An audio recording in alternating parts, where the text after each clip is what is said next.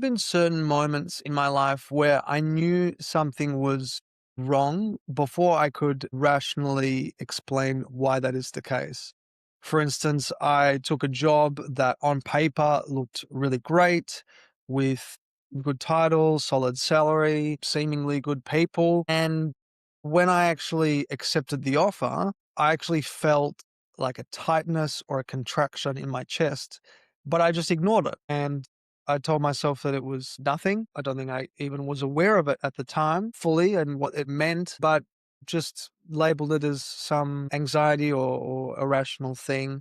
And I just reasoned my way past it. And then 7 months later, I was basically in the bathroom at work, wondering why it ended up somewhere that felt so wrong, where I felt like I had a complete lack of a sense of belonging, felt very unsafe and uncared for. There have been friendships and relationships I stayed in too long for the same reason. There were business decisions that I made with my head, with my ego mind, that my body had already said a clear no to. And, there have been moments on the other side of that as well. Maybe there were certain ideas that really lit something in me.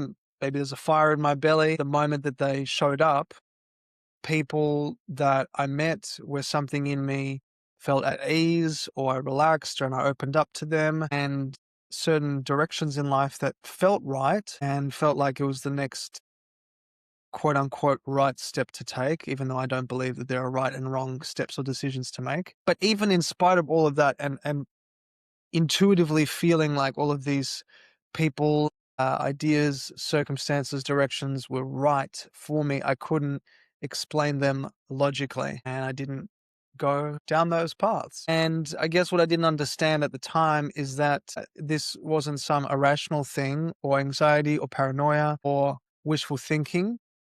It was actually my body's own innate intelligence. This is a very ancient, a very sophisticated, real form of intelligence that most, if not all of us, were never ever taught to identify, to recognize, to trust, to work with, to get the most out of this intelligence. And so your body, even as you're hearing my words, it's reading the room, scanning for potential threat. It's registering what is the truth. It's tracking whether something feels aligned. It's constantly sending you signals. It's been doing that your entire life. And even before you had any language or words for any of that, or before you could even think your way through a decision. So your nervous system, from the minute that you made your debut on this planet, was already gathering data and trying to tell you something. So this episode is about helping you to learn to listen to those signals and to work with them. So we'll talk about understanding what interoception actually is, what the research says about how much your body actually knows, why your nervous system is in many ways a far more reliable guide than your thinking mind, and how I personally have learned to use the felt sense in my body as an internal compass or an internal guidance system, and learning the difference between the contraction in my nervous system that says a clear no and the expansion or the openness that says yes. And also some of the things that I had to clear out of my system before that compass could work clearly, because I certainly did, and most of us have a lot of junk in our nervous systems and unprocessed trauma and tension and stress that distorts these signals. So by the end of this episode, I really want you to have a completely different relationship with what you are feeling in your body beyond where pain and trauma gets stored, because we've spoken about that at length, but more so today about, I believe, the most sophisticated intelligence system that you have access to that's already switched on, and it's just a matter of learning the language. So let's dive in. Now, as I mentioned, you took certain jobs that seemingly looked good on paper several years ago, and ultimately led to experiences where I felt either bullied or discriminated against, or I didn't feel like I belonged. I either felt like my own personal welfare and well-being was not really valued, often overlooked, often sacrificed in pursuit of more productivity and more output, and not to mention just bullying and discrimination as well. So I was like, maybe that tightness in my chest was actually trying to tell me something. And even, beyond that, making a life-altering decision to go to a music festival back in 2019, even when I had already said that I wouldn't be going, and I already, and an opportunity presented itself to go at the last minute with some available tickets. My body screamed no. And incidentally, that was the music festival where I was caught with substances in my system that, forever changed the trajectory of my life. I can say now for better because of what I've learned and how it's shaped me, but certainly led to significant trauma and pain and hardship navigating my way through that, which could have been avoided by simply tuning into my system. These are specific moments where my body sent a very clear signal. I overrode it with my mind. And the cost of that was disappointment, heartbreak, fear, entrapment, burnout, stress, anxiety, depression. These are some pretty big costs. And yeah, like I said, conversely, something lit me up in my body before my mind could justify it. And when I ended up following those hunches, it ended up leading to chance encounters with people whom I now regard to be some of my closest friends and work associates. And, had I not listened to my intuition, I never would have sent a message or strolled to the cafe to suddenly bump into someone who would turn out to be, one of my dearest friends. And so that period of time of learning how to tune in, I guess it took a really long time to learn how to tune in and to listen to the signals that my body was sending to me, because up until very recently, I have lived in survival mode and have been so, completely dysregulated, where my internal compass and internal guidance system just didn't work or wasn't reliably working. I was just so flooded with suppressed emotion, grief, anger, fear, sadness, shame, using substances, drinking wine and beer and mixed drinks and taking all kinds of party drugs, living in a state of chronic stress and anxiety. And so, yeah, my body was firing off all kinds of signals, but it was like a war zone. How on earth can you listen to any of those signals when your body's just storing so much distortion and so much dissonant energy, I would say, as opposed to resonant energy? So the turning point for me was really beginning somatic work, learning how to connect to my body, to listen to what it's trying to tell me, to start feeling. Really, this, at the end of the day, all of this comes down to feeling, if we want to define it in a word. And somatic work really gave me an access or an entry point to learn how to finally feel everything that I had been running from, and to just feel the difference between what genuine contraction felt like in the body when something isn't right or aligned versus genuine expansion, openness, ease, flow, right? That specific felt sense experience of expansion is an openness in the chest. The breath feels easy. It slows down. It's like a sense that something is settling. But contraction, as the name suggests, is tightening. It's like your body starts bracing. There's a shallow breath. You breathe more regularly, and that is a clear sign. This isn't an alignment. This isn't really meant for you. This person isn't resonating with you, right? That's why we use the word resonate. It's not resonating or vibrating with the intelligence of your nervous system. So actually learning how to track this in my body has easily become one of the most, if not the most reliable decision-making tool in my entire life. And we've spoken about the body being more than a vehicle or a storage unit for unprocessed emotion. It is an active, dynamic, sophisticated information processing system that has been operating far longer than the thinking mind. As I mentioned interoception before, this is a fantastic word to understand and a practice to master. Interoception is the body's ability to sense and interpret its own internal states, being able to kind of feel what's going on inside. That is now considered by leading neuroscientists to be one of the most fundamental capacities of the human nervous system, right? And Antonio Damasio, in his somatic marker hypothesis, talks about the body generating these emotional signals which guide your decision making before conscious reasoning kicks in. We are emotional creatures. We make decisions based on emotion and then we justify them with logic. Probably heard that before.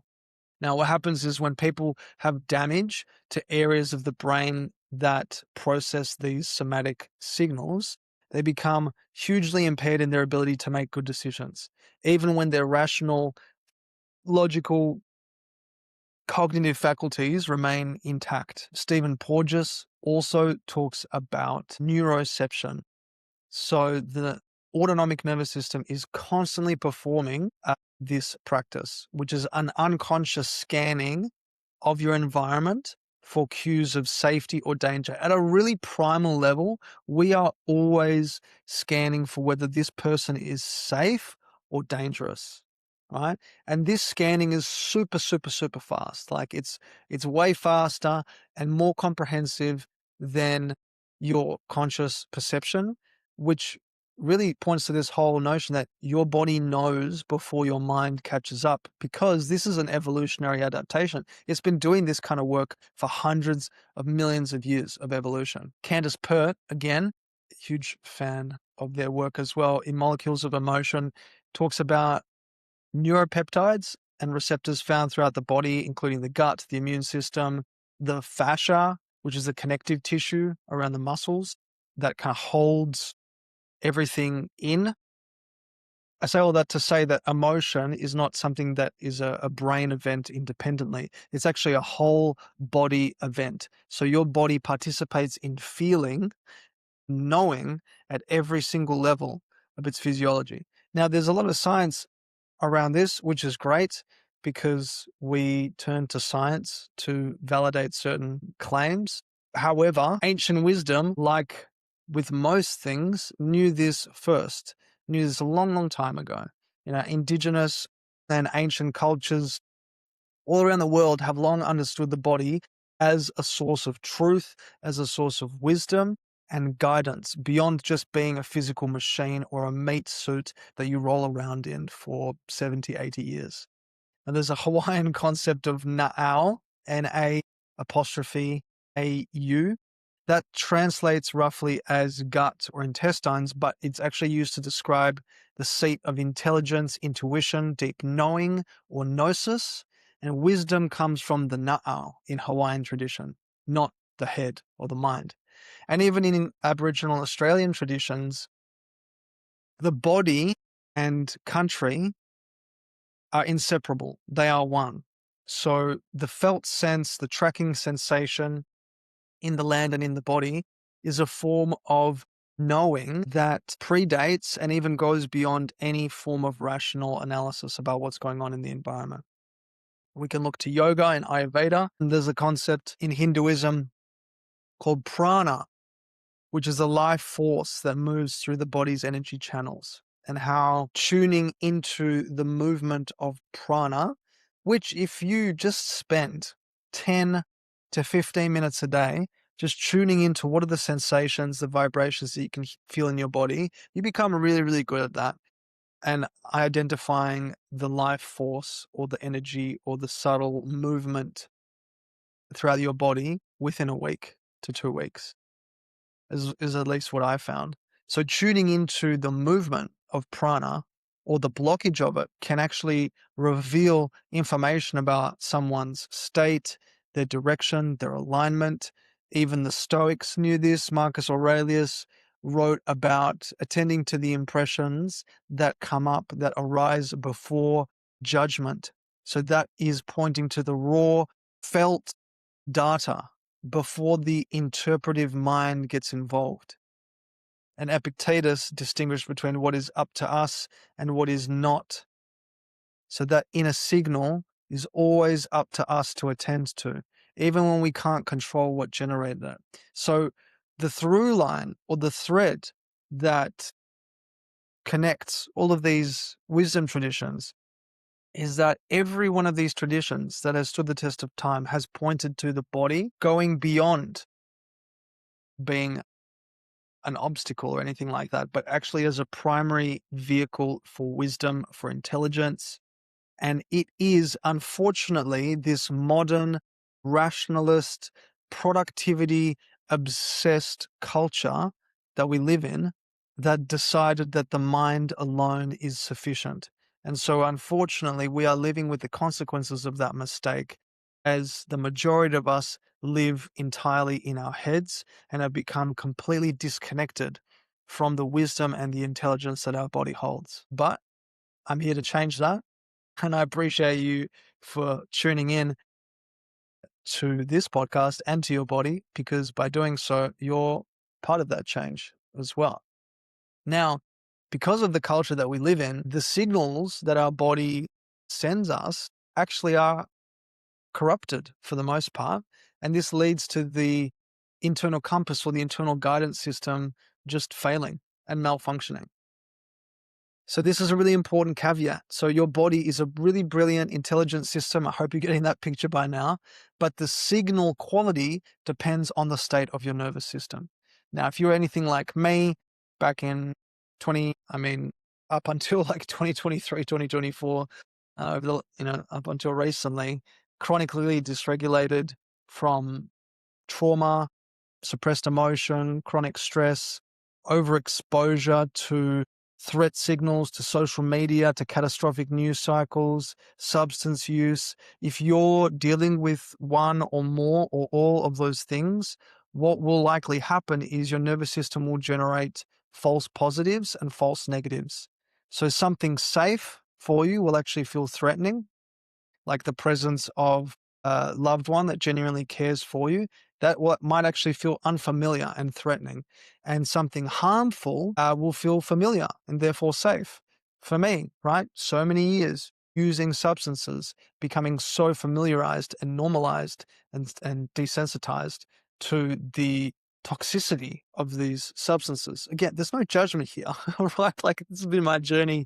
I get it. Like I get what it's like to operate in that place. And in many ways, it's been a solution for me, a really helpful solution to help me cope and function. Now, the downside of that is there's clear toxicity associated with these substances, but it's just become familiar to you and therefore safe. So the most important thing to understand is that trusting your body does not mean following every feeling. It just means doing the necessary work to get your nervous system regulated enough that the signals that you're receiving become reliable, become trustworthy. Then you enter into a partnership with your body. And it's a fantastic partnership to be a part of, because then it feels like you're actually in your power again. You're grounded, you're acting from a place of truth and trust. But we live in a world that is filled with lies and deceit in many ways, especially fed to us through our phones and social media. And there's a lot of overconsumption, which disrupts these signals, and a lot of catastrophic news cycles and fear mongering and headlines that are designed to just get you into a state of outrage. And so when your nervous system is constantly flooded with all of these threat signals from the news, from social media, comparison culture, just this intense addiction to notifications, the background noise drowns out the quiet, subtle signals of your body's intelligence, of genuine intuition and alignment. Now, the body can also be conditioned to seek the familiar even when the familiar is harmful. This is why some people feel more comfortable in chaotic or threatening environments or toxic relationships than safe ones. So the nervous system in this situation has been trained over time, usually several years, to recognize this danger as my home. right? My experience in unhealthy home environments and also in substance use, right? These things felt like home. They felt like a familiar, safe place, but actually quite chaotic and threatening and harmful. So the work that I'm pointing to here is regulation. God, it's been used quite liberally, isn't it? And it's the buzzword of this decade, I'd say, at least in the wellness industry. And look, I just want to caveat, or just as a bit of a disclaimer, the intention is not to just be regulated all of the time. Like, we need to use our body's fight or flight nervous system to get us into action, to pump our heart, to get work done, to run a race, you know, and also to step into parasympathetic rest and digest. The goal isn't always to just be fully chilled and zenned out, right? But I share this so that you can actually strengthen your intuition, strengthen the connection to your body. So whether that's somatic practices, healing trauma, I'd say is probably the best thing to do to reconnect to your body, to strengthen the mind-body connection, to deepen your intuition by actually processing the suppressed emotion, breath work, time in nature, safe experiences with people that you trust, and especially in romantic relationships. Of course, starting with something really practical and easy is just reducing the stimulation from your devices, right? Pretty straightforward stuff. But it's not just about feeling better for a temporary period of time. It's just about restoring the clarity of the internal signal that you are receiving from your nervous system so that you can trust your body as a guide again. That's all that this is about. It's not about being zen and chilled out and meditating in a cave and, being completely separated from the world or anything like that. This is simply about helping you trust your body again. How good would that feel? How good would it feel to be able to ask a question, especially when you're dealing with a really big life decision, and to just be able to ask your body and notice what comes up and let that guide you to your next decision, to operate more from a place of truth, alignment, as opposed to unprocessed trauma and dysregulation, right? I certainly would like that. And so I kind of want to give you some tools here, I guess, around, or just a framework, just two primary signals to learn to distinguish, which you can just try doing right now, right? Just to read the signal that you're getting from your body. And that's expansion versus contraction, right? Slightly touched on it before, but expansion is effectively, it's like an opening in your chest. Your breath slows down. There's a sense of ease. There's a feeling of the body moving towards something. And with practice and with regulation over time, you actually feel like your body is pulling you towards that, right? Because, you're resonating with this person, right? Who feels safe, who feels trustworthy, who feels reliable. There's a sense of warmth, aliveness, openness. Maybe you have increased energy. There's a sense of yes. Sometimes you hear people say that's a full body yes, even when the mind hasn't fully caught up yet, even when you haven't jumped in with rationalizing and intellectualizing it, right? That's expansion. Contraction, again, after you've done some work to clear the nervous system, because most people do live in contraction as a result of everything I shared before and the dysregulation that most of us struggle with. Uh, you can still get contraction after that, but the contraction is telling you that it's a no. The contraction can look like a tightening in your chest or your stomach. Maybe your breath becomes shallow, you're taking more breaths per minute, or you're holding your breath. Maybe there's a pulling back. Maybe you're feeling really heavy, a sense of bracing or feeling guarded towards something or someone. And that feels like a no, right? Feels like a no. Now, I want to, again, like everything, there's a corollary. These are not absolute or infallible, right? The context is really important. The context matters. The nervous system state matters. Like I said, especially if you've been living in survival mode, it's going to be really difficult to distinguish between these signals because for the most part, you're just always going to be in a contracted state, right? But as a felt sense practice over time, these signals can become more and more reliable. So How do you begin developing this capacity? Well, practice pausing before decisions. Practice taking your time before acting on your next thing. Just drop your attention from the head into the body. Use your breath. Use whatever tools you have at your disposal to connect to what's going on inside. Ask, what do I actually feel here? Where do I feel it? Notice the quality of the sensation, the movement in the body before your mind starts rationalizing or trying to make sense of it. Right? And if you spent a lot of time in your head, constantly thinking, ruminating, stressing, intellectualizing, this will take some time. It requires patience. It requires commitment, like all things. But the positives, the benefits are pretty huge in terms of being able to have your own internal guidance system optimized and your own personal advisor as your body, as a source of wisdom and truth to help you make your decisions and to help you connect with the right people. Pretty neat. Now, the specific practice of the felt sense was developed by someone called Eugene Gendlin in the 1960s. Later, it was integrated into many somatic and therapeutic modalities, and it's a structured way to access your body's knowing on a specific question or a situation. So being able to get better at this has really dramatically changed the way in which I work with clients, for instance, in terms of noticing what's coming up.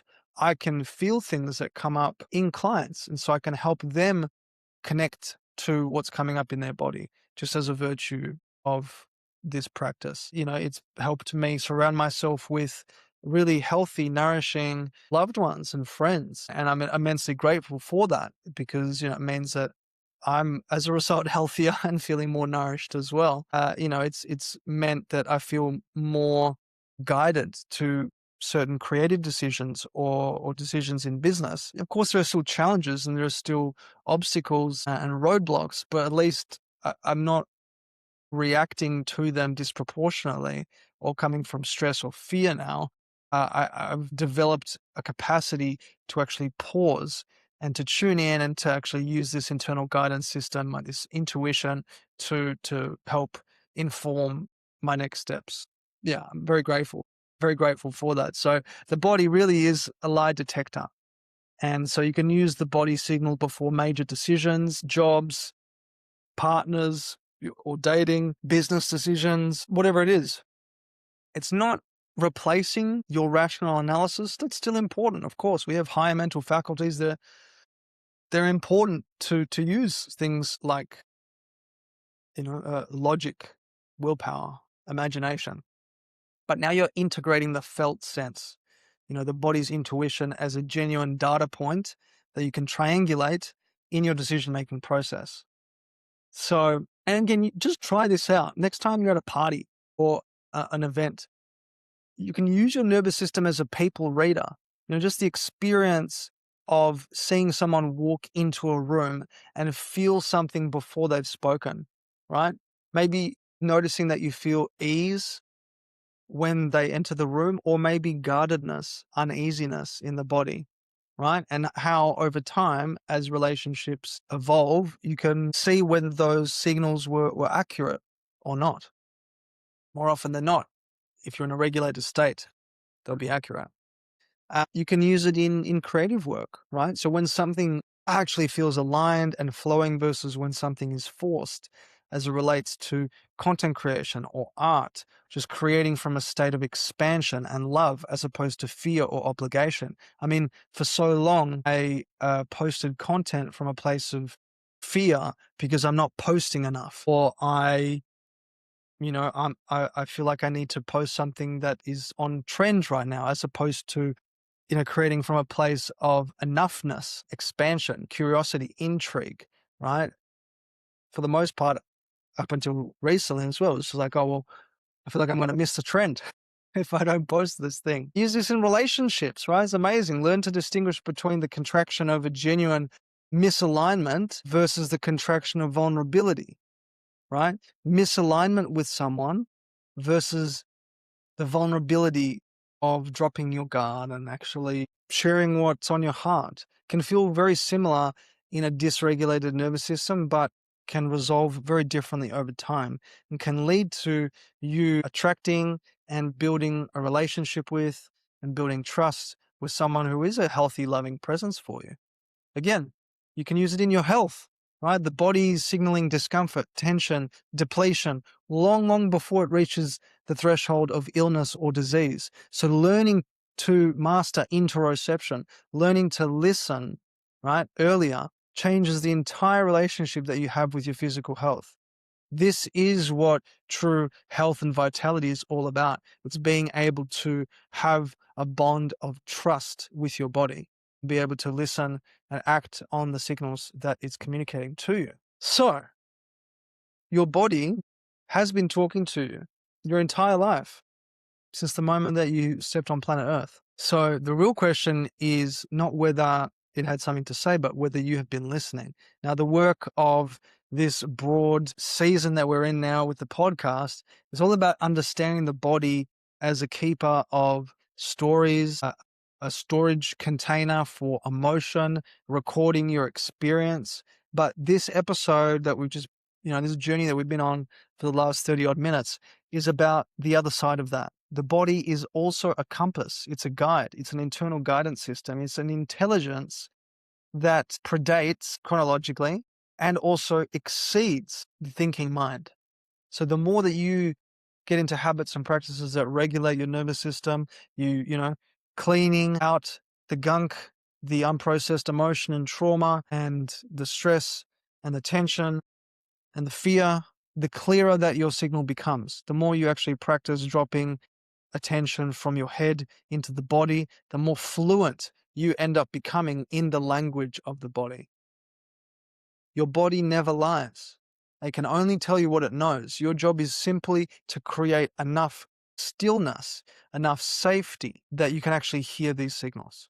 So if this landed, if this was valuable for you, please share it with someone who needs to hear it. I am sending a lot of strength and patience and commitment and love your way so that you can become your own best listener to your body. Please leave a rating or review if this served you in some way. I'll include links in the show notes to all of the references that I mentioned today if you want to go deeper. Shout out to you for making it this far. I love you so much, and I'll see you in the next episode.